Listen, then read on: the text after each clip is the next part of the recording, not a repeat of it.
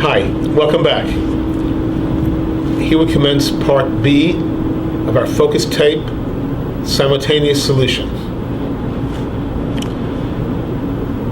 Metaphysics, physics, classic monotheism. All three have been unable to conceptualize and present a convincing argument as far as eternal origins. Typically, all three concentrate on what I call a noun,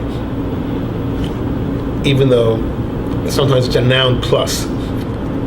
Maybe the universe always existed. Maybe God always existed. Maybe the smallest subatomic particle always existed. Maybe the smallest, so to speak, string from string theory always existed. If you say multiverse, where did the first multiverse come from?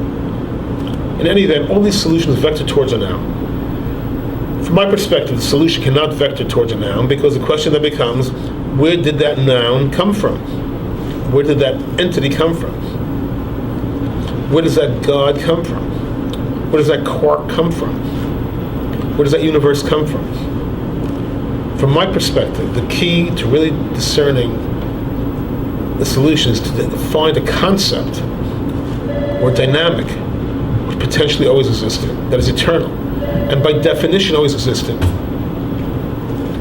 And then see if you can layer that concept across all the major problems, spin it a little bit, and see if it solves all the key issues. Concept must be self-evident that it is eternal, period. And if you have such a concept, and it seems to be solving several of the problems, the odds are it is solving all the key issues. We call this series of issues the cosmic spinal column. Quest for potential. Here we go. Quest for potential is eternal. Quest for potential yields physics et al. Quest for potential is at the core of the divine, if there is a divine. Quest for potential is embracing all. Quest for potential unites the universe. Quest for potential is a catalyst for life. Quest for potential is the spinal cord of the myriad of life. Quest for potential is deriving evolution forward. Quest for potential is the central nervous system of consciousness. Quest for potential gives purpose. Quest for potential drives the universe forward. And quest for potential as a teleology, as a goal, meaning we quest for our potential on the universe level and on the individual level and on the atomic level. After quite a few years of interrelated thought about all these metaphysics problems, as I noted, I vectored to this one concept, quest for potential, to the infinite power, meaning quest for potential within potential within potential. From my perspective, only this one concept can have existed eternally. And from my perspective, this concept, and this concept alone, is a common denominator of the cosmic order.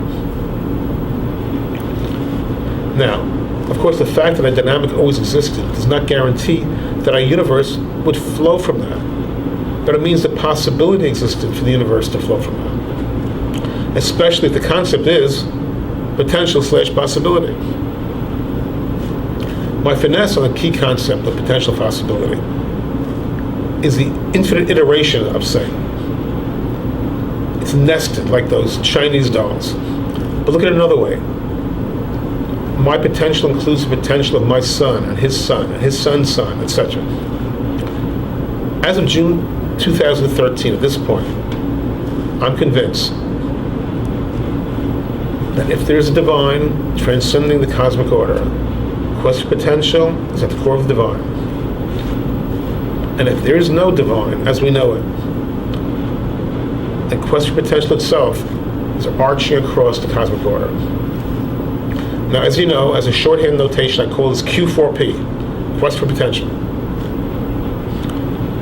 Okay, so the next question is this exclusively secular, or is it also a religious perspective?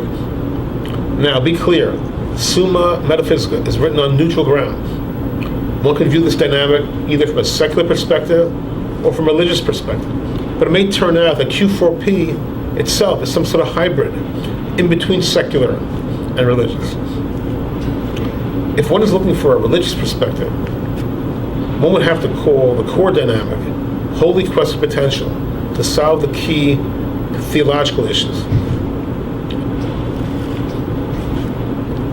And if you peruse Volume 1, God and Evil, I deploy the concept to solve the key problems in monotheistic theology. Note as well there's a 5-page site, www.eternalorigins.com, which overlaps this discussion. As you know, the main website, philosophy1000.com, has lots of goodies, including both books online as flipbooks, as a public service to those students around the world who are saving their pennies. The books are available via Amazon for those who want a real live book to cuddle up with. It's available cost effectively, deliberately. So whatever works, either way is fine by us. Thank you for joining us for this session. See you soon. God bless.